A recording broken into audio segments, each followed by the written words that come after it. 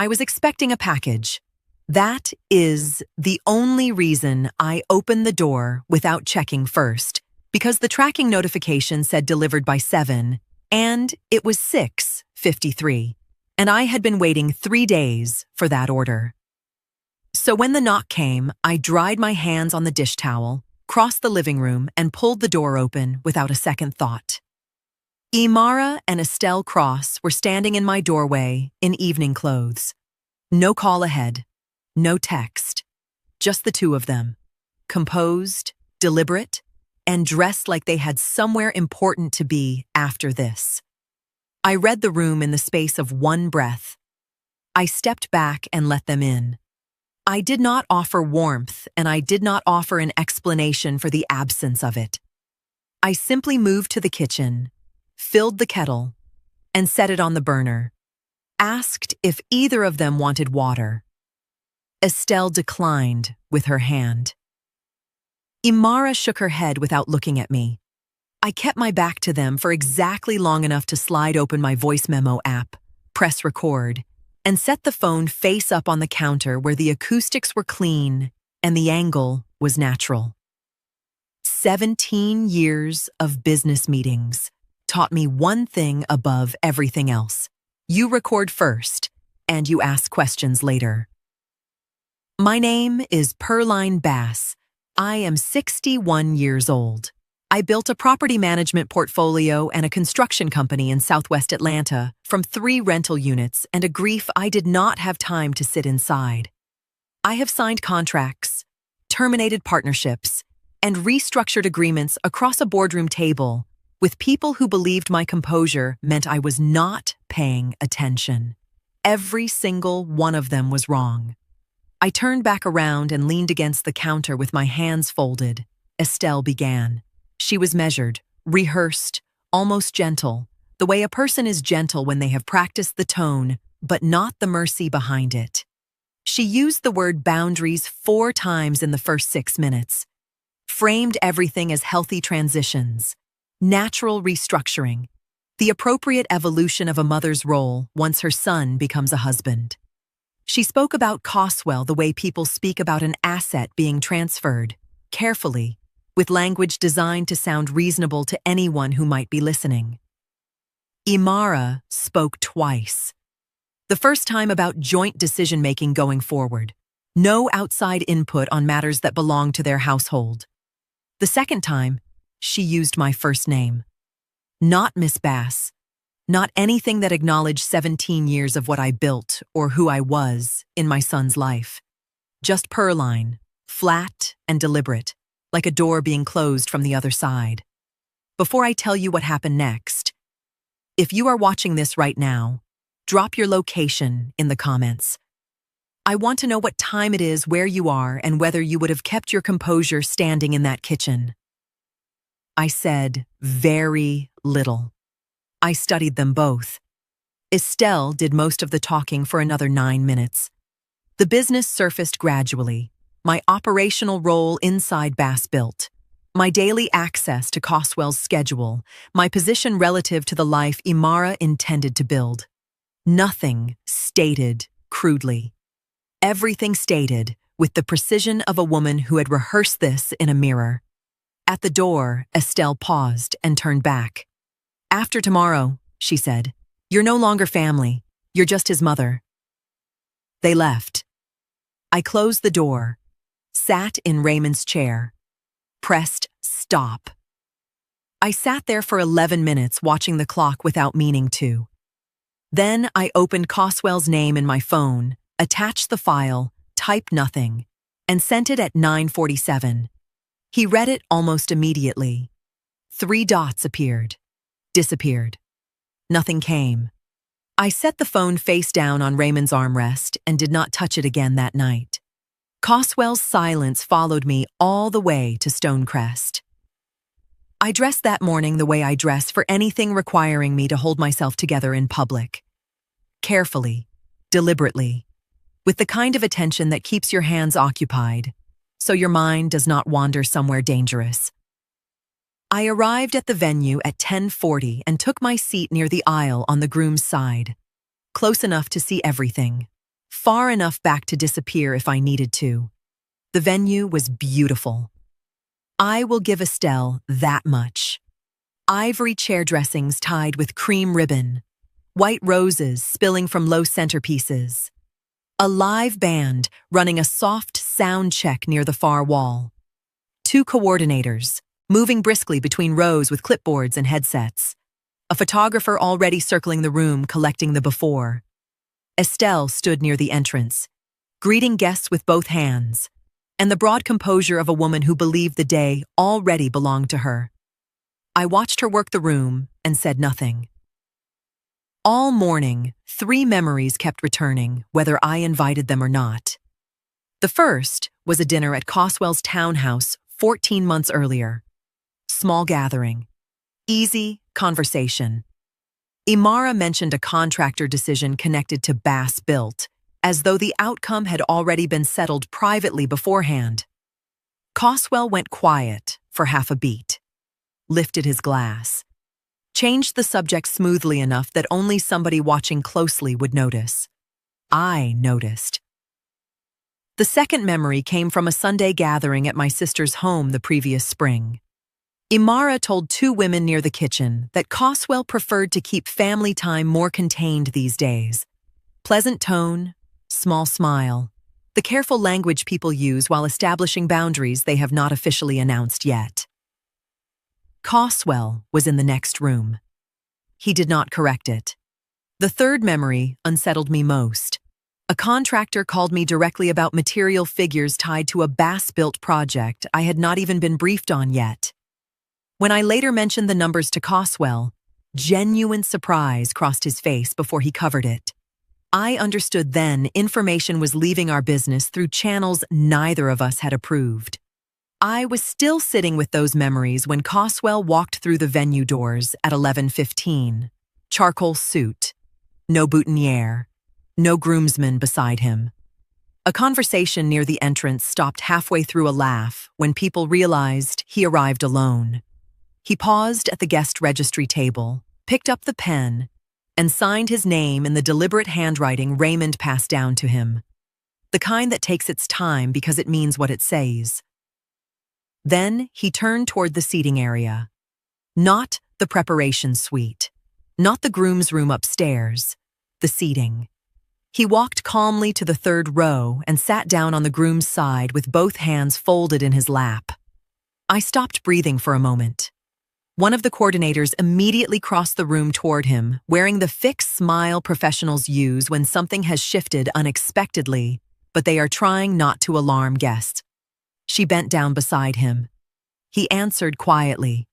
Whatever he said made the smile disappear from her face before she straightened and walked quickly toward the pastor. The whispers started within minutes. The best man reached him first.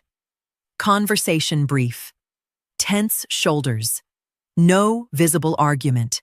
But when the best man stepped away, he dragged one hand across his mouth like somebody trying to process information too quickly. The groomsmen gathered near the back wall. Guests began turning in their seats. Near the front, Estelle's smile tightened for the first time all morning. I learned later Coswell had texted Imara before sunrise asking to speak privately before the ceremony. Imara had left her phone with the bridal party while hair and makeup rotated through the suite upstairs. Estelle saw the message first when one of the bridesmaids handed her the phone, thinking it might be wedding-related. Imara never saw it. One more calculation. One more thing Estelle would later regret. Upstairs, the first report was dismissed entirely. Then a bridesmaid returned pale and unable to explain properly what she had just seen downstairs. The hallway outside the bridal suite went silent, and Imara slowly rose from the makeup chair. He stood when the murmuring reached its peak. I watched Coswell rise from the 3rd row with the measured stride I recognized from every boardroom negotiation we had ever sat through together. Not rushed, not hesitant. The walk of a man who had already finished the argument inside himself and was simply arriving at the conclusion. The pastor stepped slightly aside without being asked. The band stopped mid-note so abruptly the keyboard player hit a wrong chord trying to pull back. 220 people turned in their seats at once, and the room shifted into the specific kind of silence that happens when everyone understands simultaneously that something irreversible is about to occur. A bridesmaid appeared halfway down the staircase, leading from the upper suite, paused when she saw Coswell at the altar alone, then turned and hurried back upstairs without saying a word. Coswell stood at the front and did not perform a single second of what followed. He said he owed everyone an honest minute before they gave more of their day to a ceremony he could not in good conscience continue. He said it plainly, no trembling, no dramatic pause. Just a man standing in a room full of people telling the truth at considerable personal cost. Near the second row, somebody whispered, "Oh my God," under their breath. Another guest shushed them immediately. He said he had learned something the night before that changed his understanding of the life he was preparing to walk into. Not a rumor. Not a misunderstanding. Something documented and clear that removed every reason he had left to proceed. Then he said something that made the room go still in a different way. He said, "This is not about one night. One night simply made it impossible to pretend I had not already seen enough." At the back of the room, Estelle stood up so quickly her chair legs scraped against the floor. For one brief moment, I thought she was going to walk toward him. Instead, she stopped herself, one hand gripping the edge of the aisle chair hard enough that even from where I sat, I could see the tension in her fingers. Nobody else moved. Coswell said marriage could not be built on a foundation where loyalty and authority were already being negotiated before vows were spoken. He said he loved Imara, said it plainly without decoration, the way a person says something true that costs them, and that loving her made the decision harder, not easier, which was exactly how he knew the decision was real. The wedding coordinator took 2 anxious steps toward the pastor, like she intended to interrupt, then stopped when the pastor gave a small shake of his head. Coswell thanked the pastor, thanked every person in that room for their time, their presence, and their expense, apologized that he could not offer them a different answer. Then he reached into his jacket pocket. The room stopped breathing. He walked to the altar rail and placed the engagement ring on the wood. Not handed back. Not thrown. Placed. With the deliberate care of a man setting something down for the last time and wanting to do it right. The photographer lowered his camera. Upstairs, a door slammed open hard enough for the sound to carry faintly into the ballroom. That was the moment the title promised. I had come in through the side door moments before he finished. I did not know he was going to do this. I had dressed that morning and driven to Stonecrest believing I was attending my son's wedding. When our eyes met across that room, he gave one small nod. The same nod Raymond used to give me across a table when a decision had already been made, and the only thing left was to stand behind it. Then he walked out through the side doors. I followed him into the parking lot. He stood beside his truck with his back to the building, shoulders set, facing the tree line at the far edge of the lot. Neither of us spoke for a long moment. Then from somewhere inside the venue came the muffled sound of raised voices. Coswell closed his eyes briefly. The morning air settled still around us. He said, "I kept hoping you misheard what they meant." I put my hand on his arm and left it there. My phone started before I reached the car. Not Coswell, not family. The first message came from a woman I had not spoken to in 14 months, a church acquaintance who signed her text with a prayer emoji and the words, "Just checking on you." The second came from a contractor's wife I knew peripherally through a developer event 2 years earlier. The third was from my cousin in Decatur, who had not called me on my birthday in 3 years. All of them phrased as concern. All of them already carrying a version of events that had not come from me. I sat in my car in the Stonecrest parking lot, reading each message without responding. Coswell had already driven away. The venue doors were still closed behind me. The flowers inside had not even begun to wilt, and Estelle Cross had already started shaping the story. I understood then what I was dealing with. This was not a grieving mother reacting emotionally in the aftermath of humiliation. This was a prepared woman executing a response she had already imagined before the ceremony collapsed. By early afternoon, the shape of Estelle's version had reached me through 4 separate channels. The story was clean and consistent, too clean for something assembled in grief. Perline Bass was possessive, controlling, a woman incapable of releasing her son into his own life. The wedding had not collapsed because of anything Estelle or Imara did.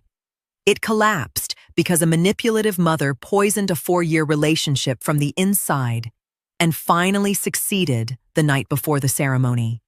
Nothing she said was technically actionable. No direct accusations, no profanity, no threats. Just careful atmospheric reframing delivered through trusted people to other trusted people who did not know me well enough to challenge it confidently. She selected her distribution network intelligently, people adjacent enough to matter, distant enough from me that her version arrived before my character did. Not everyone accepted it. Some people went quiet in the specific way that means they are waiting for more information before deciding what they believe. A few reached out privately in tones that told me they did not fully trust what they were hearing. But enough people absorbed Estelle's version that my phone began carrying a texture I recognized immediately. The texture of conversations where concern arrives already leaning toward judgment. Around 5 o'clock, I stopped at a grocery store near Camp Creek on my way home. Halfway down the produce aisle, I heard my name spoken softly behind me, followed by a sentence that cut off the second I turned around. The 2 women standing there smiled too quickly. One asked how I was holding up in the tone people use when they already think they understand the answer. I said I was fine. Neither woman held eye contact for very long after that. That moment bothered me more than the messages. Not because they believed Estelle completely, because doubt had already entered the room ahead of me. Imara stayed quiet through most of the afternoon. Whatever she was feeling, she kept contained. But by evening, she had aligned herself with her mother's version, not publicly distributing it herself yet, but no longer separate from it either. She was her mother's daughter in the ways that counted when pressure arrived. I did not post, did not defend myself publicly, did not call anyone asking for support. I logged every call, time, caller, content summary, screenshotted every message, created a folder on my phone before dinner, and labeled it Timeline. At 11:47 that night, Estelle posted to social media, no names, just careful language about betrayal, toxic attachment, and mothers who cannot release control gracefully. Everyone in our shared community understood exactly who she meant. The responses arrived within minutes.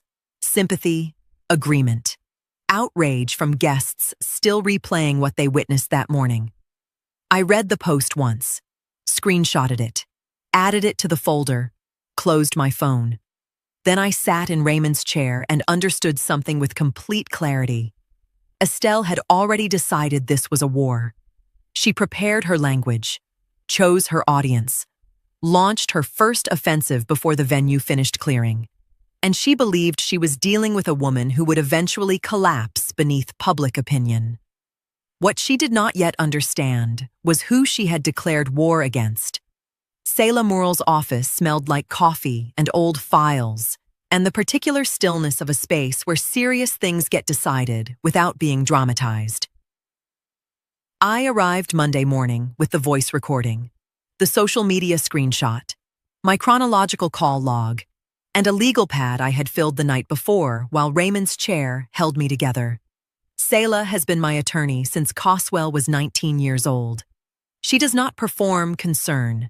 She listens, processes, and tells you exactly what you are looking at without softening it into something easier to carry. She listened to the recording twice without interrupting, read my notes once, folded her hands on the desk. Then she said, per line, "This was never just about the marriage." I waited. She leaned back slightly in her chair. Georgia doesn't automatically hand a spouse ownership of a family business because a wedding happened. That's not how this works here, which means if Estelle understands even the basics, and I think she does, then this wasn't about immediate control. I stayed quiet. Selah tapped one finger lightly against the legal pad between us. It was about access, she said. Influence, positioning. She said it calmly, not theatrically, like someone explaining weather patterns already moving overhead. A husband doesn't have to sign over ownership for a wife to start shaping outcomes around him. It happens slowly. Conversations at home, opinions repeated often enough they stop sounding like opinions. Decisions discussed privately before they ever reach the office. She paused. I've seen businesses weakened that way without a single lawsuit ever being filed. That landed harder than anything else, she said, because it sounded real, not legal, human. Selah turned her laptop slightly and replayed one section of the apartment recording. Operational decisions need healthier boundaries after the wedding. The audio stopped. Selah looked at me over the screen. That sentence wasn't emotional. It was strategic. I felt something cold settle into place inside me then. Until that morning, I had still been viewing the apartment visit partly through the lens of pride and family tension. A controlling mother, a possessive future mother-in-law, ugly behavior wrapped in polished language. But sitting across from Selah, I understood something different. Estelle had not come to my apartment reacting emotionally to a wedding. She came prepared to establish terms. The evening clothes, the rehearsed gentleness, the repeated use of the word boundaries. None of it had been spontaneous. It was positioning disguised as concern. Salah said something else before our meeting ended that stayed with me all the way home. People think control always looks loud, she said.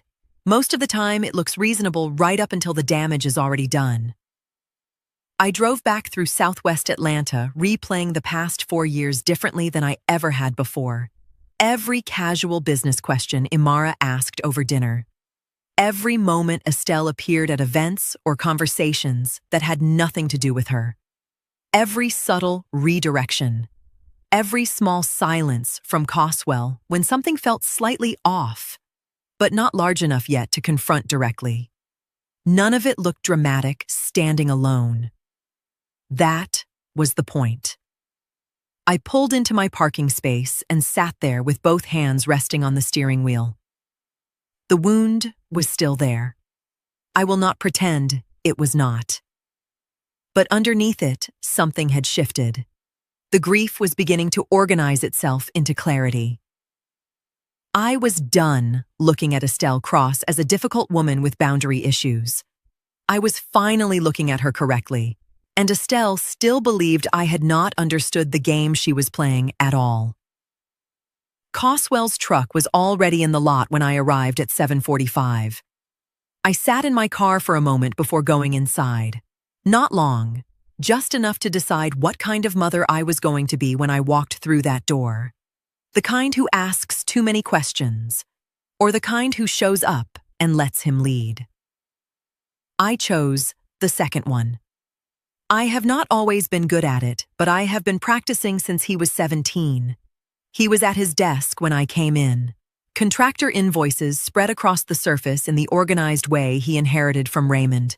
Everything visible, nothing overlapping. He said good morning without looking up. I said good morning back and went to make coffee and did not hover. That became the shape of the weeks that followed. Coswell moved through Bassbuilt the way a man moves when he has made a private agreement with himself to keep going regardless of what it costs him. He ran every meeting, returned every call, made sound financial decisions on 3 separate contractor negotiations without asking my input.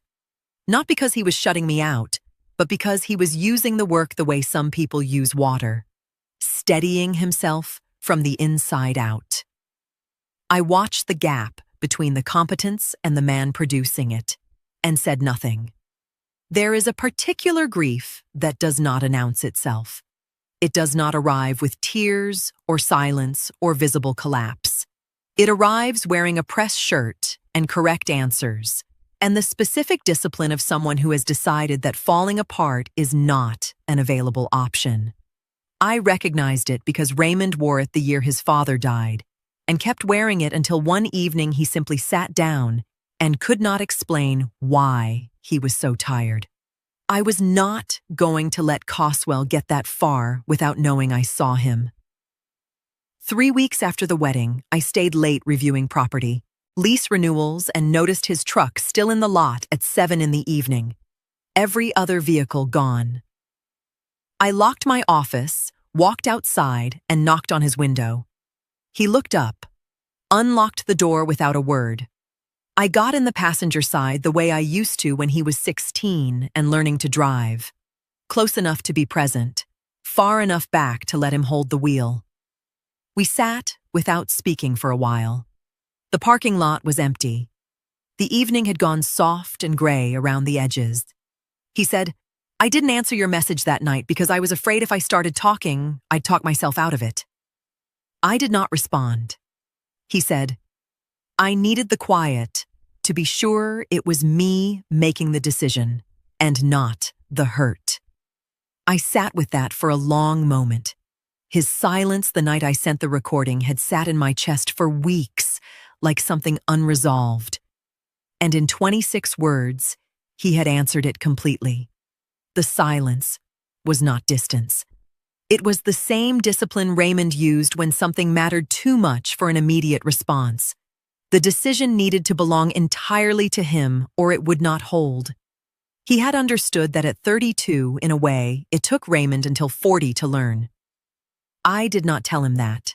I just stayed until he was ready to go. He started the truck at 7:40, and I walked back to my car, drove home through Southwest Atlanta with the windows down and the evening settling around me. My son was going to be all right. But I knew as clearly as I knew anything that Estelle Cross was not finished. Coswell's grief was one front. What was building on the other front was something I had not yet seen the full shape of. The call came on a Tuesday morning from a number I did not recognize. The woman on the other end introduced herself carefully, gave her name, explained she worked in commercial real estate, and said she had looked me up because she wanted to speak to someone who would handle the information correctly without pulling Coswell into the middle of it. I appreciated that. I told her to take her time. She had been approached outside a midtown parking deck the previous afternoon. Imara had been standing near her car when she arrived back from a client meeting, not aggressively, not blocking her path, simply waiting long enough that the encounter did not feel accidental. The woman said the garage was nowhere near anything connected to Imara professionally as far as she knew. Imara asked how well she knew Coswell, how recently they had spoken, whether I had introduced them or whether they met through work. Pleasant the entire time. Calm voice, appropriate distance. The kind of conversation that feels ordinary while it is happening and unsettling 20 minutes later when you are replaying it alone at a red light, wondering why it stayed with you. I thanked her.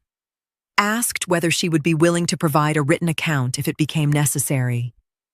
She said yes, without hesitating. I wrote down her name, the date, the location, and every detail she gave me before ending the call. Added it to the timeline folder. Kept moving. 2 weeks later, a second report came through a contractor Coswell worked with regularly along Cascade Road. His office manager mentioned noticing the same dark sedan outside the building on 2 different afternoons over the course of 10 days. Same vehicle, same general area near the curb. She could not say with certainty the driver was Imara because she never got close enough the first time to identify her clearly. The second time, she recognized the profile after seeing wedding photos circulating online months earlier and mentioned it casually to the contractor, who called me directly. No confrontation, no calls, no scenes. Just a repeated presence near places connected to Coswell's professional routine with enough consistency that people were beginning to notice it independently of one another. I called Selah that afternoon. Not casually. Formally. The way she had asked me to if the pattern continued. She listened without interrupting. Told me we were still below any meaningful legal threshold and that isolated observations were not enough on their own to support action.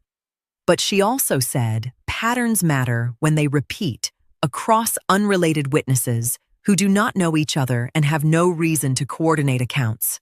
She instructed me to keep logging everything with dates, locations, and contact information for anyone willing to document what they observed. Then she said something that stayed with me. Do not assume intent too early, she said. Just record behavior accurately and let the pattern establish itself. 3 weeks later, the pattern stopped feeling distant. I pulled into my Cascade Heights parking area on a Wednesday evening at 8:15 and noticed a dark, colored car idling across the street with the headlights off. I did not recognize it from the neighborhood, though that alone meant very little in Atlanta. Visitors parked there all the time. I drove past once before circling back naturally instead of pulling directly into my space. The car remained where it was. When I finally parked and checked my rearview mirror, the vehicle pulled away less than a minute later, not speeding off, not panicked, simply leaving with the calmness of someone who had finished waiting for whatever they came to confirm. I was still sitting in the car when my phone rang. Coswell. I answered immediately. He asked whether I was home yet. His voice sounded controlled in the particular way people sound when they are trying not to alarm you before they have all the facts. I told him I had just pulled in. Then he said a building maintenance worker from one of our Vine City properties had called him an hour earlier asking whether everything was all right between him and Imara, because she had apparently shown up asking casual questions about whether he still visited the property personally. My grip tightened around the phone. Different location, different witness, same behavior. Maybe coincidence had finally run out of room. I wrote down the time, the make, the color, and the 4 digits of the partial plate I caught when the headlights swept briefly across the curb turning out. Then I went upstairs and called Selah. She listened, asked 3 specific questions.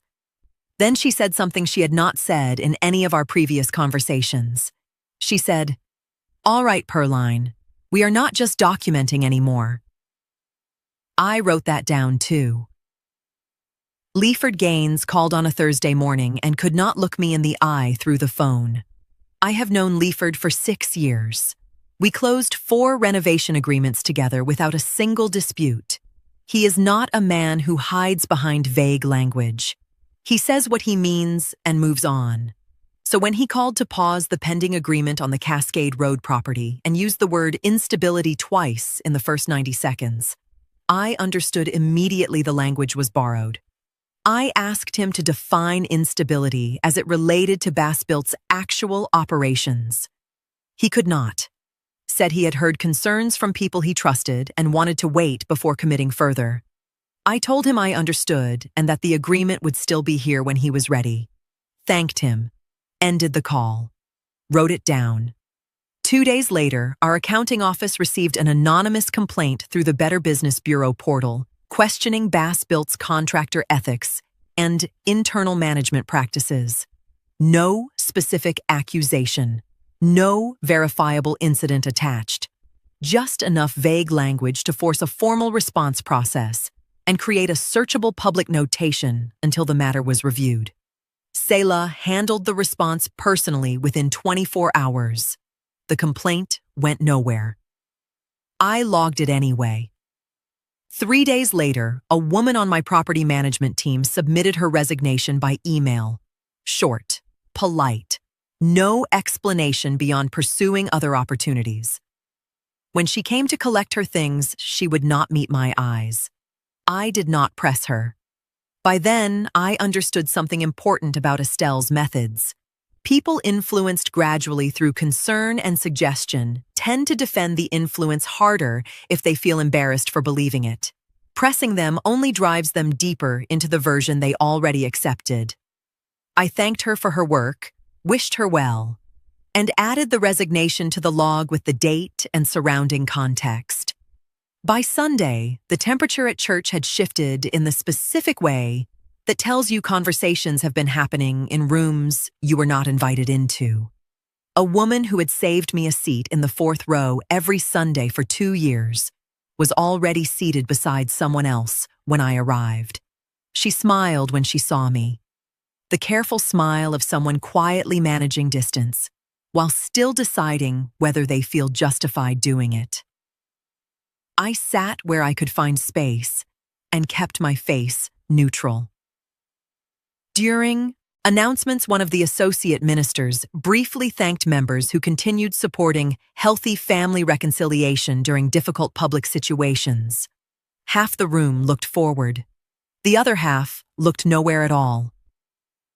Estelle was not accusing me of crimes. She was doing something more durable than that. She was creating atmospheric doubt, the kind that never lands heavily enough to defend against directly because it rarely arrives as a complete statement. It arrives as concern, as hesitation, as lowered voices after your name enters the room. She understood exactly where the line was between troubling and actionable, and stayed on the safe side of it with practiced precision. I showed Coswell the full pattern that weekend: Leaford's call, the resignation, the BBB complaint, the church temperature, the timeline connecting all of it back to the weeks following Estelle's social media post. He sat with it quietly for a moment. Then he said, "She planned all of this before they ever came to your apartment." I told him I believed he was right. He nodded once, then said, "Then we don't react. We record." I looked at my son and understood Raymond's discipline had not skipped a generation after all. I went home that night and created a second folder separate from timeline: professional interference. Leaford's call became the first entry, the BBB complaint the second, the resignation the third, church observations the fourth. By the end of the month, the folder contained 6 separate incidents.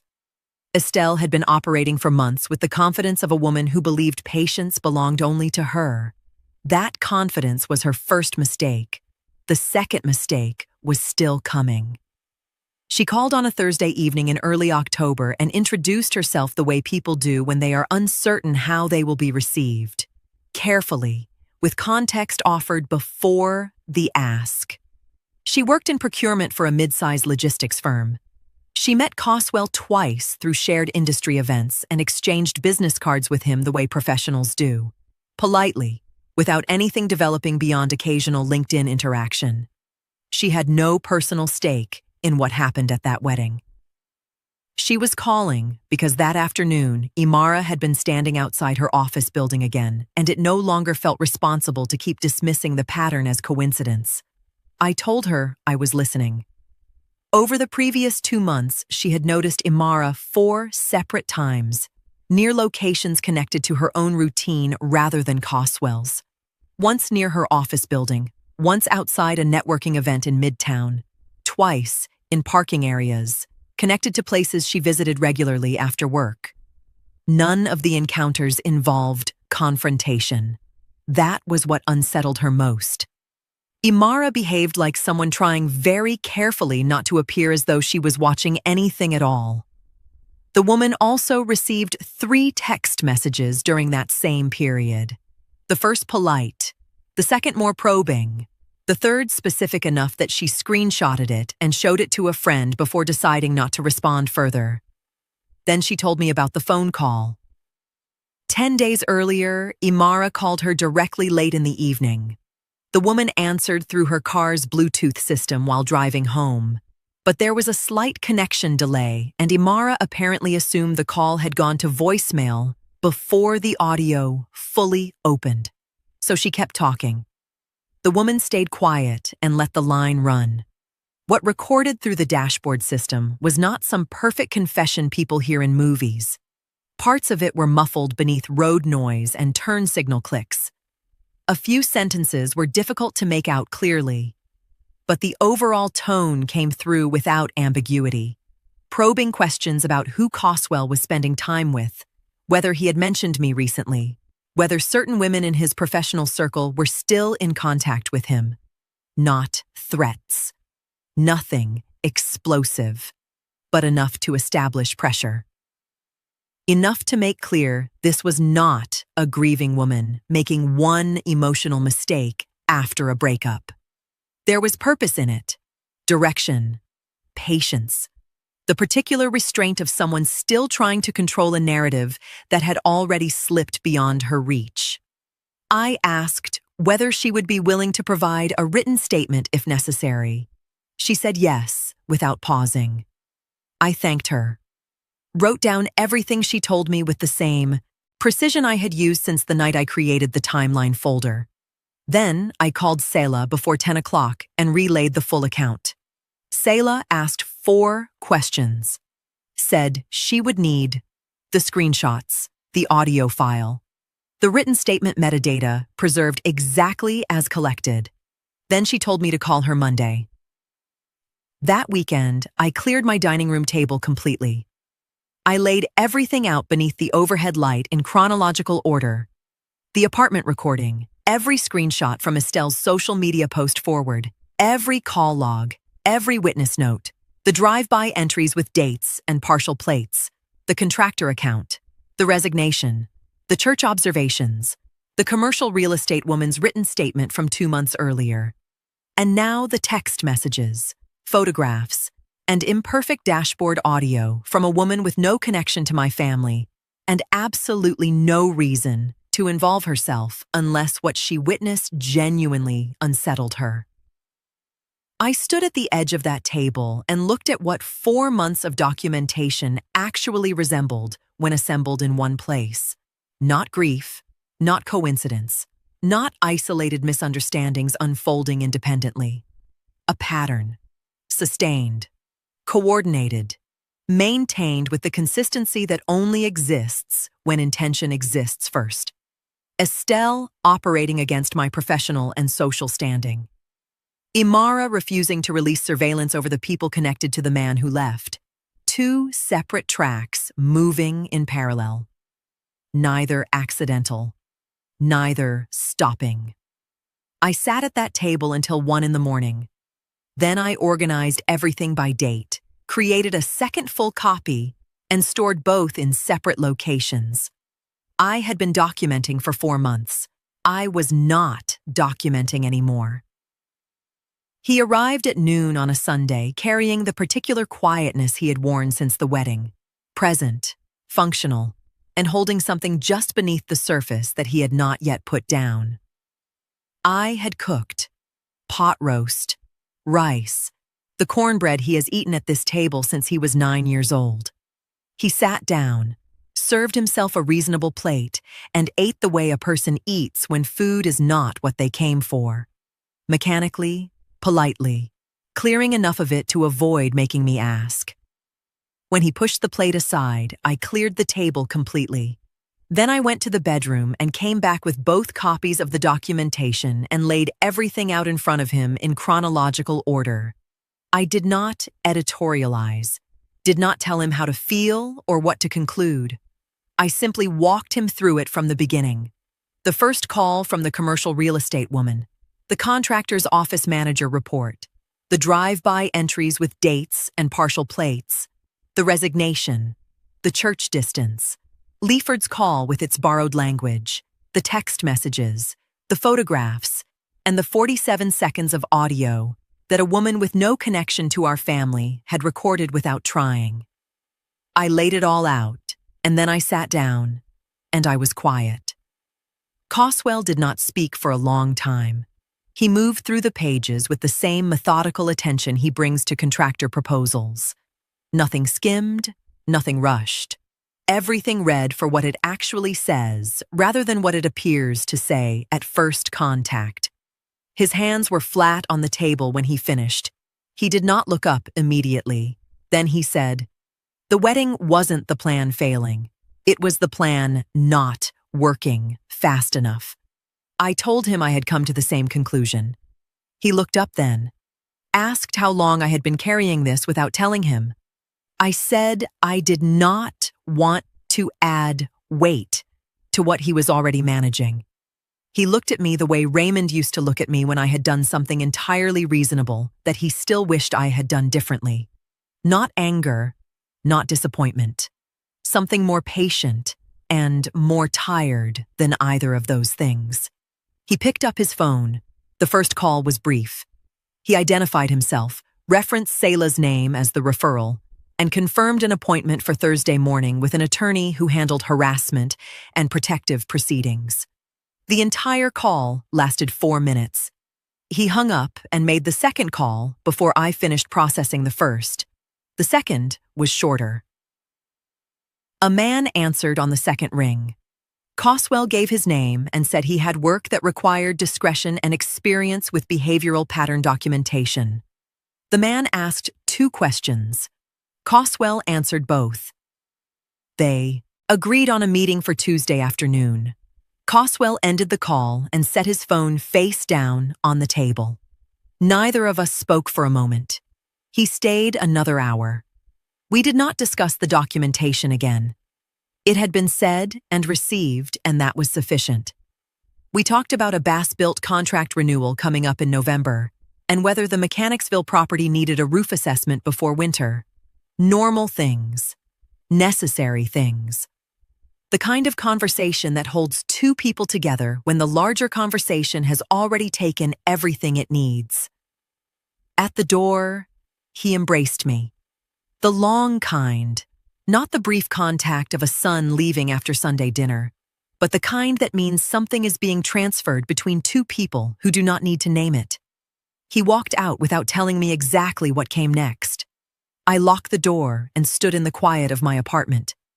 The weight was still there, but for the first time in months, it was not mine alone to carry. She had been careful for a long time, months of operating inside the space where behavior is troubling but not actionable. Social media posts without names, whispered conversations that evaporate before they can be held. Atmospheric doubt distributed through community channels that run entirely on word of mouth and trust. She knew exactly where the line was. She had stayed on the correct side of it with the practiced precision of someone who had done this before or had been advised by someone who had. Then she crossed it. A developer Bass-Built had worked with across 2 contract cycles received a forwarded text message on a Tuesday morning. The message came from Estelle. It referenced a specific bidding process connected to a Bass-Built renovation contract from the previous year. It implied that financial figures on that contract had been manipulated. It suggested the developer might want to reconsider his ongoing association with the company before whatever was coming became public. It was specific enough to be actionable and written enough to be preserved. He forwarded it to me without comment the same afternoon. I called Selah before the end of the business day and read it to her word for word. She was quiet for a moment. Then she asked me to send it directly to her encrypted email and come in Thursday morning. I was in her office at 9. She had printed the message and placed it in the center of her desk. She walked me through what she was looking at without rushing any of it. Georgia defamation law requires a false statement of fact, communicated to a third party in a context designed to cause harm, not an opinion. Not a vague implication spoken aloud in a corridor where no one can confirm exactly what was said. A statement. Specific enough to be measured against verifiable records. Communicated in writing to a third party with a professional relationship to the subject. Designed explicitly to cause that third party to withdraw from a business association. Estelle had met every single element. Bass-Built's financial records on the named contract cycle were clean, documented, and fully auditable going back 3 years. There was no figure manipulation. There was no irregularity of any kind.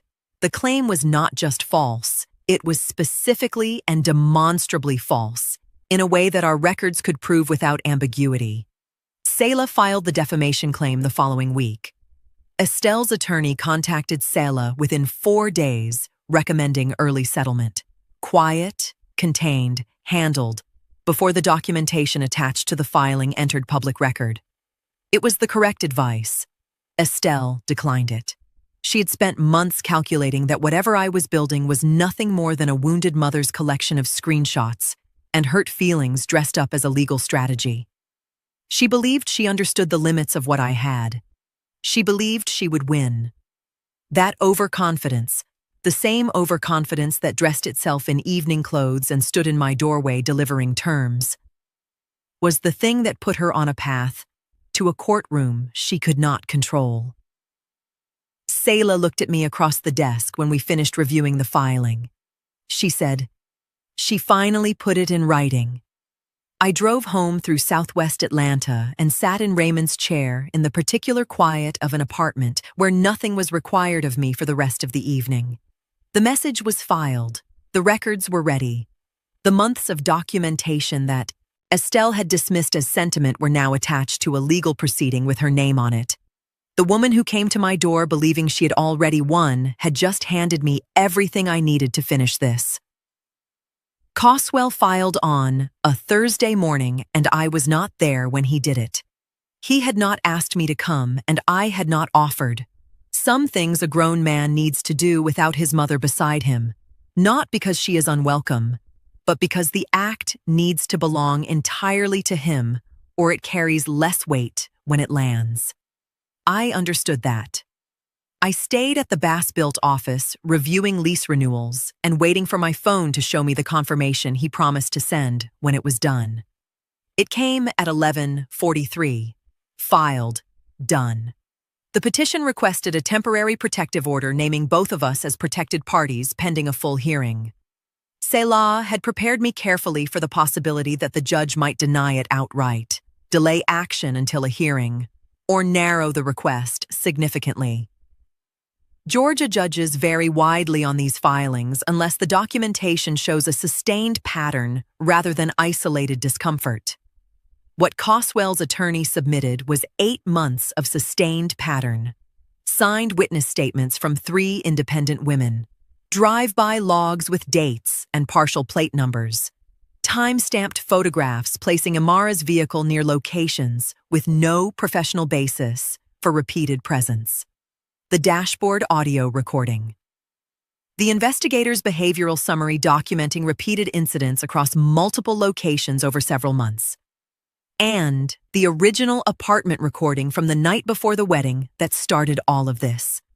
8 months of quiet work attached to a single filing. By early afternoon, the court issued a temporary order pending formal review at the next hearing date. Limited restrictions. No direct harassment. No repeated unwanted contact. No using third parties to communicate around the order. Narrower than what Coswell initially requested, but sufficient to establish that a judge believed the documentation warranted temporary intervention until the matter could be heard fully. That mattered. Not because it solved anything immediately, because it moved the situation out of whispers and into record. Imara was not at her registered address when the process server made the first attempt, or the second. The investigator's report had already noted she appeared to be staying intermittently with a relative after the defamation filing became public. The process server eventually reached her at her workplace on the 3rd attempt. It was procedure, not spectacle. The filing became public record by afternoon. By evening, I understood what public record actually means inside a community that had been absorbing Estelle's version of events for 8 months. People who accepted her narrative now had access to documentation she could not soften, redirect, or distribute selectively through trusted conversations. The material simply existed, dated, signed, specific, and attached to filings carrying consequences if intentionally falsified. Leaford called me at 4:37. He did not apologize directly. Leaford is not a man who approaches that word easily, and I did not need him to. He said he had reviewed some information and wanted to revisit the renovation agreement. I told him Selah would send updated terms by end of week, thanked him, added the call to the log, and kept moving. Estelle issued a response by early evening. A social media statement characterizing the filing as harassment from a scorned family, unwilling to accept that a relationship had ended. She used the word scorned twice. The people who had actually reviewed the filing did not find that explanation satisfying. I watched the responses beneath her statement shift slowly across the evening. Not dramatic, not explosive, simply quieter and less certain than they had been months earlier when her version moved uncontested. I sat in my apartment that night with my phone face down on the table and thought about something Raymond told me the year Coswell was born. That the woman who waits for the right moment is not passive. She is conserving. That patience is not weakness dressed in better clothes. It is strategy that has not shown its full face yet. I had been conserving for 8 months. The expenditure was just beginning. Civil cases do not move the way people expect them to. There is no single moment where everything breaks open. No dramatic confrontation across a courtroom where the truth arrives like a verdict before the verdict. It moves the way water moves through old infrastructure, steadily, without announcement, finding every crack that was always there and widening it by degrees until the structure can no longer hold what it was built to hold. Discovery requests went out in January. What came back was not one devastating document. It was an accumulation, the same way my documentation had accumulated, of forwarded messages, call records, and written communications that told a story fundamentally inconsistent with the version Estelle had been presenting to anyone willing to listen for the past 8 months. The first person to come forward was the woman who had left my property management team without meeting my eyes. She contacted Selah directly, said she had been thinking about it since the restraining order filing became public and had decided she could not stay quiet about what she knew. Estelle had reached her multiple times over several weeks before her resignation. Not once, multiple times. With specific claims about my management practices framed as insider knowledge from someone with direct access to the situation. She had believed it. She did not believe it now. She provided a written statement covering every conversation, every date she could confirm, and every specific claim Estelle had made. She signed it and submitted it without being asked twice. Her statement joined the file. Discovery pulled Estelle's direct communications with Leaford next. What those messages showed was not a concerned community member sharing honest worry. They showed a deliberate and repeated effort to introduce doubt using language that borrowed the credibility of proximity, implying knowledge she did not have, referencing specifics she could not verify, and framing it consistently as something about to surface publicly. Leaford had received 4 separate messages across 3 weeks before he called me to pause the renovation agreement. He renewed the Bass-Built contract before the discovery phase concluded. Did not discuss the messages with me directly. Did not need to. The record spoke for itself. Then Selah called me on a Wednesday afternoon in early March and told me something I had not expected. Imara had submitted a voluntary written statement. She had stopped attending meetings with Estelle's legal team weeks earlier. Selah had noted her absence through the procedural communications, but said nothing until there was something to say. What Imara provided was a first-hand account of the apartment visit. She was there. She heard everything Estelle said. She corroborated the recording from the inside, not because anyone compelled her to, but because she had made a decision about who she was willing to be when the alternative was continuing to be her mother. It was the one piece of evidence Estelle could not reframe. Every other element of the case she had an answer for. Incomplete, implausible, but present. Her own daughter's signed statement describing what happened in my apartment that night had no answer. It simply sat inside the file, telling the truth. That evening, my phone showed a message from a number I recognized. 7 words, no greeting, no ask. My mother made this worse than it had to be. I read it once, thought about Imara at 29, what she had been taught to believe, what that belief had cost her, and how completely her mother's strategy had destroyed the very thing it was designed to secure. Then I placed the phone face down on the counter and did not respond. Her restitution was not mine to give. She had already offered the only thing that mattered, her name on a document telling the truth about a night Estelle believed would never be accounted for. Estelle was running out of versions of events to offer. Everything she had built against me had been constructed on the assumption that I would not outlast her. She was wrong about that from the beginning. She was simply the last one to understand it. The gray dress has hung in my closet for 12 years. I bought it the year Raymond died, for a meeting with a developer who had decided a recently widowed woman with 3 rental units was not a serious business partner. I wore it that day and closed the agreement before lunch. I have worn it to every consequential proceeding since then. Not from superstition, but from the specific confidence of a garment that has never been in the room when things went wrong. I put it on the morning of the civil hearing and drove to the courthouse without calling anyone. Nearly 11 months had passed since the wedding by then. Depositions, discovery exchanges, mediation attempts that went nowhere, continuances requested by Estelle's legal team after additional communications surfaced during document production. The case had moved the way serious civil matters usually move, slowly, expensively, and with enough paperwork to make everyone involved tired of hearing their own names attached to it. Selah was already in the corridor when I arrived. We reviewed nothing. Everything had already been reviewed too many times to matter anymore. She simply nodded and we walked in together. Coswell was 2 rows behind me. I did not turn around to confirm it. I knew his posture the way I know my own handwriting, and I could feel him settled and present, and that was sufficient. Civil court is not built for spectacle. There are no moments where a single revelation breaks everything open and the room reacts. There is procedure. There are records read into evidence. There are written statements presented in the sequence that makes their collective meaning unavoidable.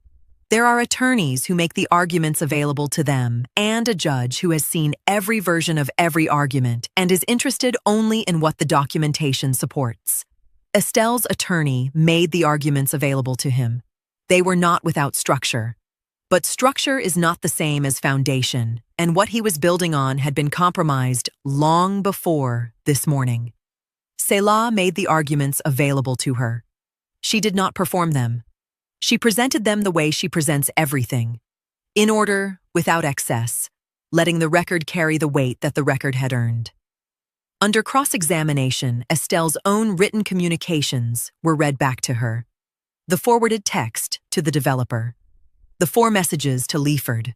The call records reconstructed through discovery showing the reach and repetition of her campaign. And Imara's voluntary statement, her own daughter's account of what was said in my apartment that night. Entered and acknowledged without any explanation Estelle could offer that the room found credible. Her defense did not collapse from one exposed lie. It collapsed from accumulation, from repetition, from a paper trail she had not believed I was capable of building. The woman who had operated inside plausible deniability for months could not maintain that deniability once her own words were being read back to her, beside records, timelines, and witness statements collected across nearly a year. The judgment was financial, significant enough to hurt, permanent public record, not ruinous in the dramatic way television likes to imagine, but substantial enough that settlement discussions restarted almost immediately afterward regarding the remaining claims. Afterward, I gathered my documents, thanked Selah in the hallway with the specific brevity of two people who have done what they came to do. Coswell walked with me to the parking structure without speaking. In the elevator, he placed his hand briefly on my shoulder. I put my hand over his for a moment. The doors opened, and we walked to our cars. I did not look back toward the courthouse entrance. I learned later that community members who had followed the case watched Estelle exit alone. No family beside her. No victory in the way she carried herself. Just a woman in a good blouse walking to her car with the particular silence of someone who has run out of versions of events to offer. She did not lose one hearing. She lost the architecture she had spent years constructing around herself. I had already turned toward my own car before she reached hers. There was nothing left to watch. More than a year has passed since I opened that door expecting a package. I stand at the window of the same Cascade Heights apartment where two women arrived in evening clothes, believing they had already decided how my story would end. The evening light settles into the trees along the road the way it does in this part of Atlanta in the fall, turning ordinary things softer around the edges. I have lived in this apartment for 11 years. I chose it deliberately when I could have afforded something larger because Raymond always said the right space is the one that holds what matters without requiring you to fill the rest. I have never needed to fill the rest. Bass-built is intact. 11 properties intact. The operating agreement bearing Raymond's name on the foundation document and Coswell's name beside mine is intact. Nothing restructured, nothing surrendered, nothing negotiated away slowly at a dinner table under the weight of somebody else's influence. I think about Estelle sometimes, not often and not with cruelty. Just the reflection of a woman who watched a long-running calculation finally meet its own arithmetic. The judgment did not destroy her life. Real life is rarely that theatrical, but it destabilized the thing she valued most. The appearance of authority, the community confidence, the carefully maintained image of a woman who always seemed connected to the right people and the right information. That kind of damage does not disappear quickly in Atlanta. Imara stepped away from her mother quietly and completely. I have not seen her in almost a year. Once, 3 months after the hearing, I saw her across a grocery store parking lot near Camp Creek. She saw me too. Neither of us walked toward the other. Some distances announced themselves without words. Coswell is 33 now. What those months did to him was not close him, but they left a mark. There are moments even now when his instincts arrive before his trust does. He asks more questions than he used to, reads contracts slower, watches people longer before relaxing around them. Some lessons cost too much to leave cleanly behind once you have paid for them in full. Still, he built himself back carefully. He threw himself into Bass-built through the hardest months, and the business grew because of it. Not despite the difficulty, but through the discipline the difficulty required. There is a woman in his life now. She came into it slowly and at her own pace. Several months in, she asked if she could meet me. Not to be evaluated, she told him, just to understand the family she might one day become part of. She and I had coffee at this table 3 weeks ago. She asked questions that were curious rather than positioned. She listened without calculating. She left without trying to secure anything except the conversation itself. I recognized the difference immediately. Every question Imara ever asked in this apartment had a destination. This woman's questions were simply questions. I turn from the window and my eyes settle on Raymond's chair. The armrests worn where his hands rested. The fabric I never replaced because some things should remain exactly as the person you loved left them. Not from grief, but from respect for what carried you when life became heavier than expected. There are still nights I lock the deadbolt and pause for an extra second before walking away from the door. Not fear, not bitterness, just memory. Raymond started with 3 units and called it a foundation. He left before he could see what it became, but he left it to the right woman, and the right woman left it to the right son. And no one who walked through that door in evening clothes with a prepared speech was ever going to change that. I do not need to say, I won. The 11 properties say it. The operating agreement says it. Coswell's name beside mine on something still standing says it. Some things do not need a closing line. They just need to still be there.